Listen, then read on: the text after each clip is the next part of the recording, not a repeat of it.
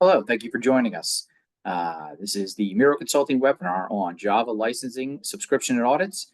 And we're just going to give everyone a chance to log in. We're going to begin the presentation in about 30 seconds.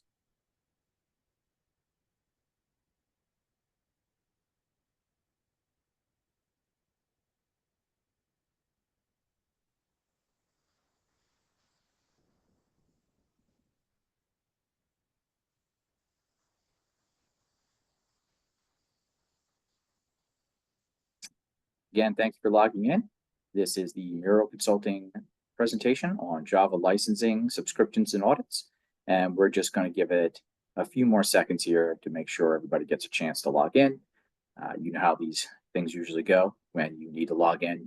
Zoom or Teams or whatever it is decides this is the time it needs to update itself. So we'll just give all those people one more minute here or so to put their headphones on, get the comfortable spot and see if the system will log in.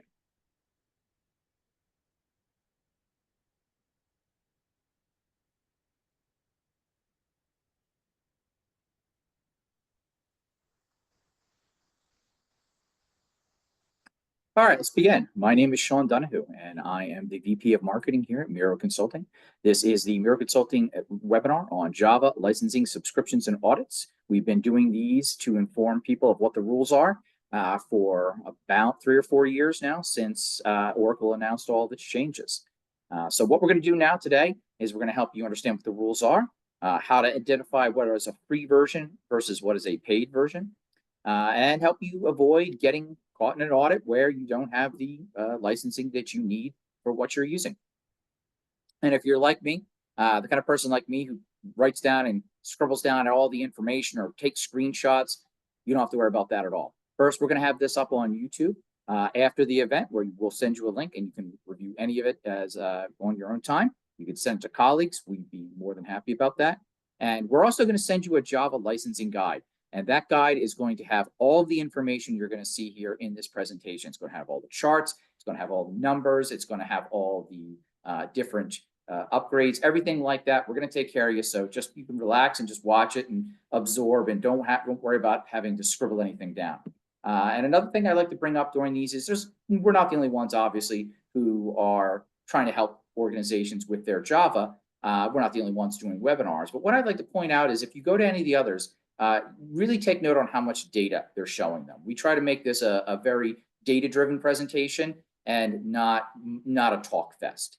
So we're just going to jump right in and tell you the numbers and the info you need to know. But just before we begin, I just want to explain who we are in case you're unfamiliar with us. We are a leading global provider of software asset management and subscription management services for Oracle, Microsoft, IBM, Amazon Web Services, and now Salesforce as well. We can help you with your Salesforce bill. We specialize in license management, audit advisory, negotiation tactics, support management, and cloud services. And a lot of times, one of the biggest things we can help organizations with is just cutting their costs. So if you're looking to have one of these providers and you're looking to reduce your bill significantly, we'd be more than happy to talk to you and help you out with that. And that's generally our mission, is to help our clients maximize their ROI on their software license and subscription investments, stay in compliance, and negotiate successful contracts. And one of the things I'd like to stress is if you do work with us, we have a performance guarantee where the amount of our cost savings is going to be more than the cost of our fees. So there's never any risk to working with us. We always balance it out. A lot of times we find 10 times our fees and cost savings, 20 times our fees and cost savings. So if you're looking to reduce any of these vendors' costs, please talk to us. So real quick, what are we talking about today? We're going to go over the changes that have happened really since 2019, but more importantly, and more for this presentation, since 2023 through 2025, the upcoming changes as well. We're going to talk about which versions are free, which versions are not, and that we're going to cover everything, even though we say Java 17 through 23 here, we're going to give you information all the way back to Java 4. Some of us might not have even been born when Java 4 was out. So it goes all the way back, just in case you have some really legacy pieces of equipment out there. You never know what you might have. We're going to talk about the different agreements they fall under. We're going to talk about a Java audit, or as they call them, a Java sales inquiry. And we're going to talk about some conclusions on where you should go from here, where you should look, and how you should do it. So we just want to make sure that everyone understands you don't have to be an Oracle client to get audited for Java. Even if Java is the only piece of software you use that Oracle owns, Oracle is still auditing. They consider you a client and they are still auditing you. You're just a client that hasn't paid the bill yet, as far as they're concerned, if you're using the software, which is licensable software. We've estimated that about 30% of organizations right now have been contacted by Oracle. They either have been audited, they have been, and this is organizations, let's say, the Fortune 5,000 and up roughly. About 30% of those have already been contacted by Oracle. They're in negotiations. They are in an audit. They're getting a giant bill if they didn't want to, have a negotiation, didn't want to make any purchases. So this is going on. This is real. We talk to dozens of clients each month who have been contacted and are in the middle of trying to solve their Java situation. So before I go any further, one of the things I like to go here, let me just pull it up, is the, what is your plan for Java? Get that, huh?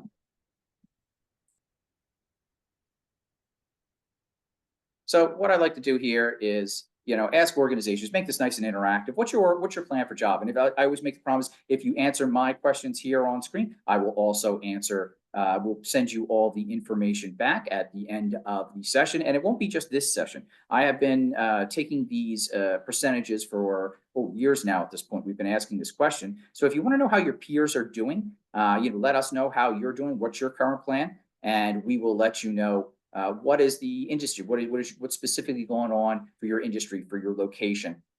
Who's buying Java? Are they buying alternatives to Java? What is your competitor, not your competitors, much as what are the companies like yours doing? So you're not out there alone and trying to figure this out. And I appreciate everyone's answer. I'll give you one more second to answer me if you would like to get through. That's fantastic. This is really good. I like to see this because when I first started asking these questions about 2 years ago, 3 years ago, like 80% of my rep people said we have no current plan. And I'm really glad to see a lot of you have realized that not having any plan whatsoever is kind of a bad idea. So we'll end it there real quick. Thank you again for your answers, and I will get you sometime after this. We'll compile the results and get that out to you.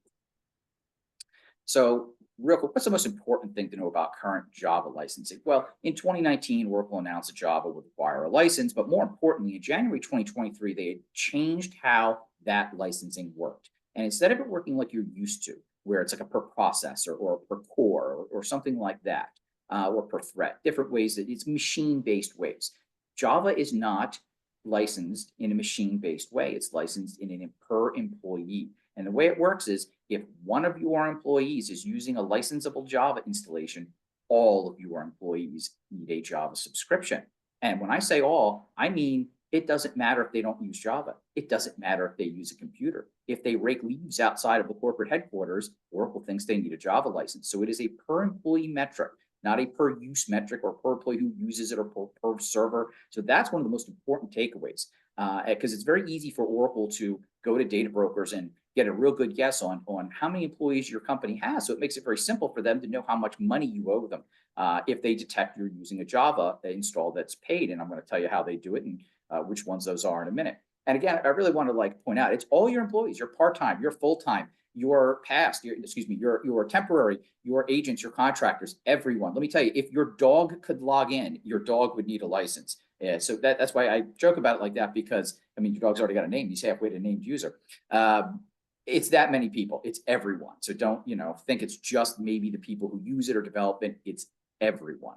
And if you're wondering how much that might cost you, you can see here we have the current metric on the right. It is a per month price. So that is per employee per month for all of your employees. As you can see, they give you a discount as you go down and you have more employees. But for a lot of organizations, this is a big surprise bill. This adds up really, really fast. And I'm not going to leave all these numbers up here for long because we have a lot of information to get through here.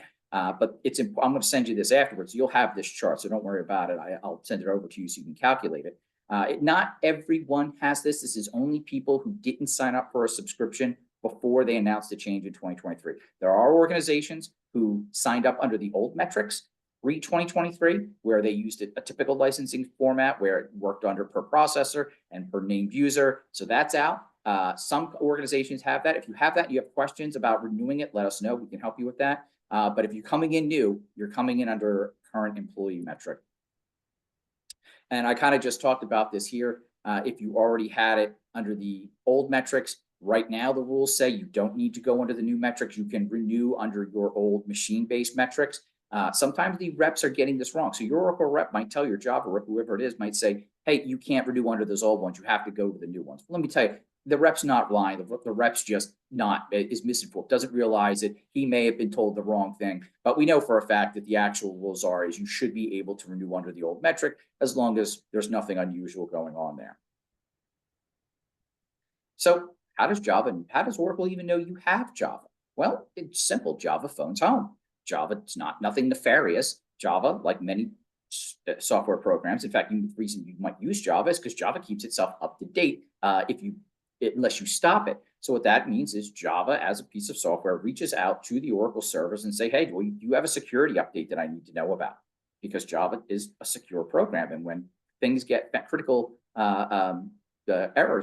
critical bugs or whatever, vulnerabilities get found, they get fixed right away. That's part of what you're paying for in a subscription. So Java's calling home by default to Oracle servers. And when it does, they get your company's IP address. They use that IP address to see what company that is. And that Java installation will tell Oracle, hey, I'm Java 17. I was installed on this date. This is my update version. It's going to tell it all that because it has to work right.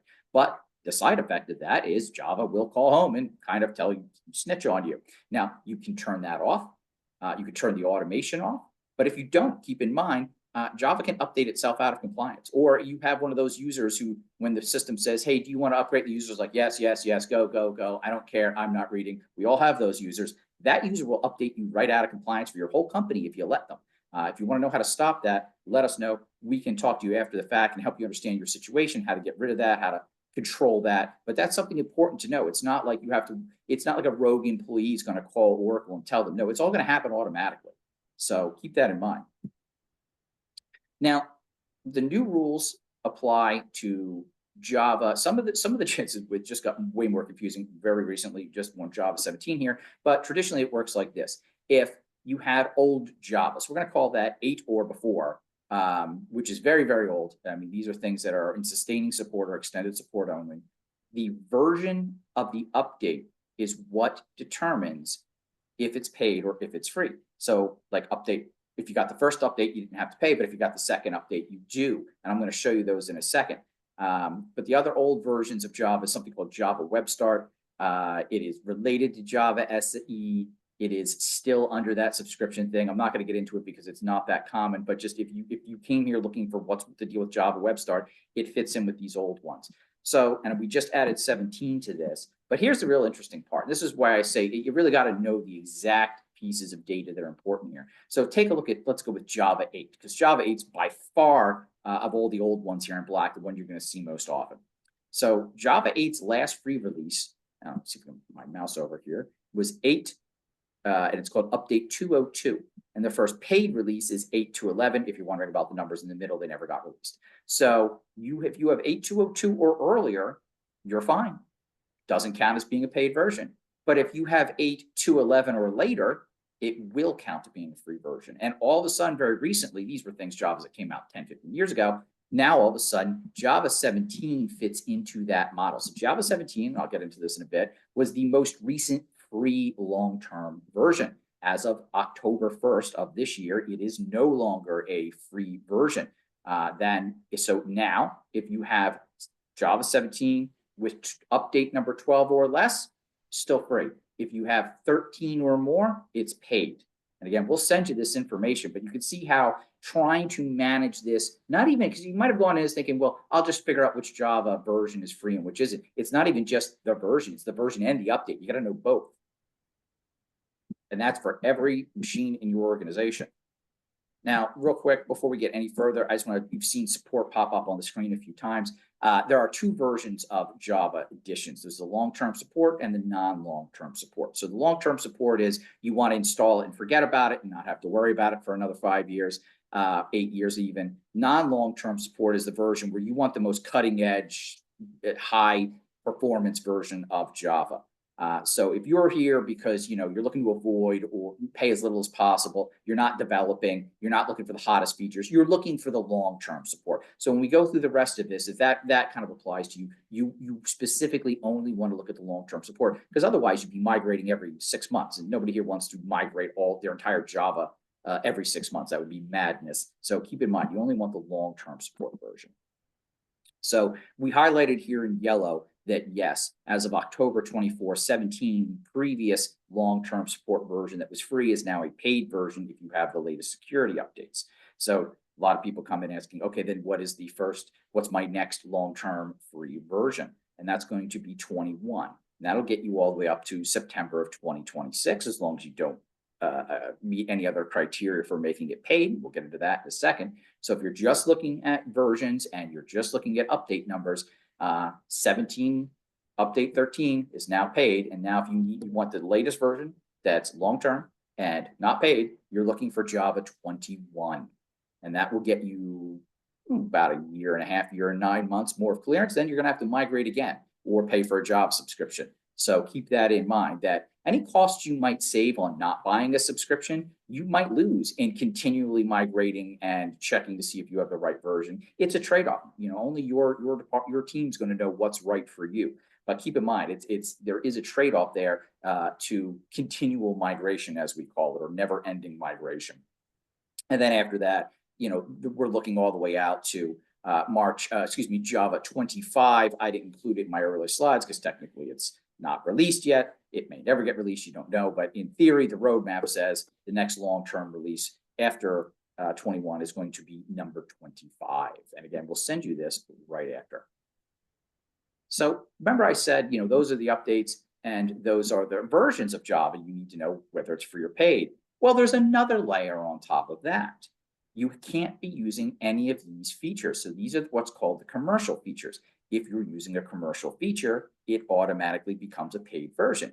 Now, you may not even recognize some of these, but guess what? The piece of Java that you use to determine where you have Java installations is a commercial feature. So if you use the internal Java systems to determine where your free and paid versions are, just by looking and using this, you've already violated, you're already on a paid version.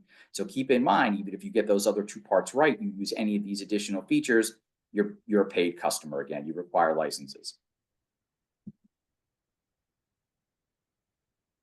So real quick, just so you understand, if you're curious about the support, I will go through this very quickly. Sustaining support was that long-term versions of Java that get put in sustaining support. What's important to know is, yes, minor updates and bug security fixes are covered, but the ones that are in premier support and extended are covered. But once it's into sustaining support, they do not cover it as much. They do not cover it as quickly. They do not fix vulnerabilities as quickly. So keep that in mind, that you really want the extended or premier support. You really don't want to be using something that's in sustaining support. Now, let's talk about alternatives. You don't have to use Java. There are alternatives to Java. And what happened is when Oracle announced that Java was paid, all of a sudden, everybody came out with their own version of Java because they didn't want to pay Oracle for it. So there are many, this is just a small sample. Amazon has one, Microsoft has one, IBM has one, you name it, they've got one. Now, they're all sort of similar in the sense that many of them are open source, many of them are free, and many of them have no one to hold responsible if anything goes wrong. Remember, with open source, you get what you pay for. The one we like to highlight here that's a little different than all the other free alternatives is the Azul platform. And the reason we call out Azul as being a little different than the rest is because there are something called critical patch updates, which basically means when severe vulnerabilities are discovered, do they get patched right away, or does the organization wait for 30 days and then they put out their once a month security fix? And in between when it's found and then, well, you're on your own. Good luck. So the only one besides Java that actually does those critical security patches is the Azul team, the Azul platform. If you want to know more about them, and how they could possibly help, to let us know. We'd be more than happy to put you in touch with the right people, and you can understand whether that or maybe one of these other ones, or whether Java itself is the best for your organization. What we always recommend is talk to your internal teams. Talk to your legal team, talk to your compliance team, talk to your security team, talk to your procurement team, because the last thing you want is to go down the road of, let's say, installing a Red Hat version, for example, and you get 90% of the way there, and somebody in your IT cybersecurity team raises his hand and says, "Oh no, this isn't compliant. We can't use this. We can never go forward with this. It doesn't meet our security requirements." So we've seen that happen. So socialize the ideas on replacing all those types of people. Make sure nobody's going to throw a red flag at you at the last minute, and be aware that different ones of these comes with different levels of support. So next thing we like to ask is, what is your Java usage? So, right now, have you taken a look where you're using Java? And the joke we like to use here is, if it uses electricity, check it for Java. And things like the birthday card that sings to you when you open it could use Java. But you got to think beyond just computers, servers, laptops. Do you have handheld devices? Does your organization use scanners of some kind? Does it have some sort of badge scanner to get into the building? There's so many little places where Java can be hidden. And that is great. This is probably the best I've seen yet. I'll tell you right now, you guys are great audience. This is the high new record in organizations that have reviewed where you're using Java. So bravo, guys. I'm glad that you are seeing, you're being proactive. That is the way to go. And again, I'll send you this all. And I'll warn you, my other audiences were not as proactive as you guys are. Again, thank you for answering my poll. I greatly appreciate it. And so, look, real quick, if this is mostly for your legal groups out there, but just keep in mind, my legal department attendees, there are a number of agreements that your Java installs might fall under. They could be the binary license code. They could be the technology network license agreement, or they could be the no terms and fees and conditions agreement. And I've highlighted here some of the more important recent changes. We talked about Java 17, update number 13, making it licensable. And you can also see here some of the finer details about when they went into sustaining support, when they went into free versions. But again, we don't need to focus this. This is mostly just for your legal teams out there. Make sure you're reading the right agreement, the right contract. Sometimes we see organizations, they just find the most recent contract and they don't remember that they might have bought something 10 years ago. It was under a different contract. So make sure you're looking at the right one. If you don't have copies of these, let us know. We can help you out. And let you know we have all the historical, what the rules were 5 years ago, 10 years ago, all that kind of stuff. So we have all that. Let us know. We get you a copy. So what happens if you get an audit? Well, they're not going to call you up and say, this is a Java audit. No, they're going to call you up and it's going to be called a sales inquiry. You might be on the phone with just a Java person. You might be on the phone also with a GLAS person, which is the Global License Advisory Services. If you are familiar with the old LMS, this is the new name for LMS at Oracle. They're the ones who make sure that you pay for what you're using. They're the ones who will audit you. So what they used to do is ask you how many processors you were using, how many workstations. They don't do that anymore. They just ask you how many employees you have. And trust me, they already have a good idea.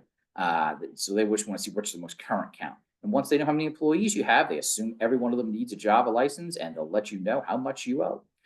So that's why you want to know, can your users upgrade can your users upgrade your entire organization out of compliance? Good time to ask that question. And one of the things we like to say to organizations, if you find yourself here, don't do this alone. Oracle does this all day, every day. They've done this hundreds of times. You don't want to go through the process where they've done it 100 times and you've done it never. So if you think that that's somewhere you might be, let us know. We can help with that. Other organizations can help with that too, but we would love to be the ones who can help you. We help organizations all day, every day doing this. And we know how to get the best deal possible for you. So let's say your whole plan was to just buy a single year, right? You were going to say, all right, I'm just going to wait and Oracle's going to call me. And when they do, I'm just going to buy a 1-year contract, cover what I need to cover. And then I'm going to spend that 1 year figuring out how to migrate away. Well, guess what? That plan will not work, because what's going to happen is when they contact you, you're not going to get a 1-year contract. What you're going to get is a 1-year going forward contract and a 4 to 5 years going backwards contract. Yes. So what they're going to do is they're going to say, yeah, we'll sell you a 5-year contract, but you've already used 4 of them because we know you've been using Java for the last 4 years or 5 years. So there is no 1-year contract that goes forward. There is no plan where you just get to call timeout for a year and get your shit together and go. You have to have this ahead of time. You have to be ready before they call. So what's going to happen is at best, maybe you get a 3-year contract. You only have to pay half of those back year fees. And if you buy a 5-year going forward contract, well, then they don't charge any back fees. Isn't that great? So keep that in mind. There is no 1-year going forward contract where, you get to react when they call you. Because if you wait till they call you, it's probably too late. And the last question I'll ask, and again, thank you for giving me all these answers, is have you been audited by Oracle yet for Java? We like to see how this climbs up. When we first started asking this question, I think I had like 2 people in the room back in 2019 when Oracle first announced it. I don't know why they were the first on the list, but they definitely got nailed right away. So we like to ask, has Oracle called? Are you in the middle of an audit? Have you finished an audit? Do you expect one soon based on how your rep is behaving? Some of you have worked with Oracle for a long, long time, and you can sense it coming. And I'll give it one more minute here, 10 seconds here to answer my question. I really appreciate it, guys. And no, this is a good. So far, you guys are good. So a lot of you are not been audited yet, and that's good to hear. So I always like to say this is Oracle. So this is a matter of when, not if. It's a matter of when they get around to you. And if you think that they're going through and starting at the top of the list of companies that make the most money and working their way down, they're not. We can tell you right now, it's not really clear to us on specific groups. Oracle, one day we'll get 1 month, we'll get a whole bunch of calls from one industry. And then another month, we'll get a whole bunch of calls from one area of the country. Another time, we'll get a whole bunch of calls of people who are organizations that are related in different ways. So we don't know what their exact strategies, why they pick who they're going to go after. But just to warn you, it is not a top-down operation. You can get selected at any time. Thank you very much for answering that. So what are your conclusions, your takeaways? My big one I like to say is Oracle, your Java installations are probably calling home and telling Oracle about your uses unless you've told those installations not to do so or block them in some way. You're not going to get a 1-year only contract. You're going to end up paying for many years of back support if that was your plan. You don't have to pay for Java. You can migrate to a free one if you're very careful, and you can migrate to a open source alternative or a paid alternative. There are many options, and it's important to pick the right one that's right for your company.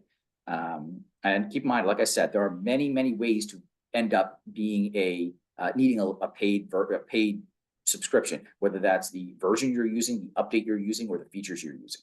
So if Oracle does put a proposal in front of you, examine it carefully, make sure it's going to suit your needs. You can use everything where you need to use it, how you need to use it without restrictions, and understand what it means in terms of what's it going to cost me to subscribe or buy something versus what's it going to cost me to just keep migrating over and over and over again to new versions of new things. So what we should do now? Well, don't do nothing.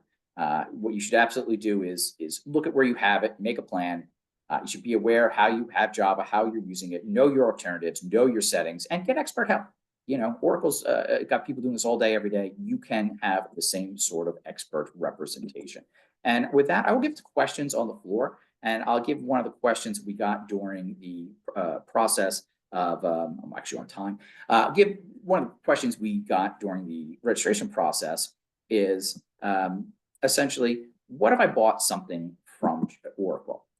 What if I bought like a product like EBS, for example, and my product from Oracle came with Java? Do I still need a Java subscription? The answer is conditionally no.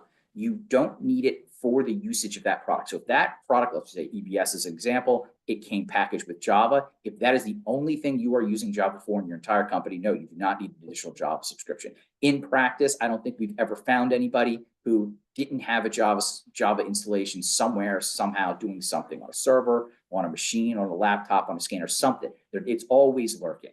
So don't worry about it. If anything came with Java, don't worry about that. But you can't use Java everywhere just because you bought one thing that came with Java. Do we have any other questions? No, I think that is it for our questions for today. Again, I'm going to send you a follow-up with a recording, with a guide, And you can contact us. You can see the information on screen if you have any further questions. You can find us online at miroconsulting.com. Reach us on email via info@miroconsulting.com or call us at 732-738-8511. Extension 1208. I will have a real human pick up for the phone for you right away. And you can ask any questions you have and talk to our experts if you need to. Again, Miro Consulting, if you want to work with us, it's a no risk performance guarantee. We can save you 20, 30, 40% on your bills for those vendors I showed you earlier: Oracle, Microsoft, IBM, AWS, Salesforce. So thank you very much. This concludes the webinar. Have a great day, guys.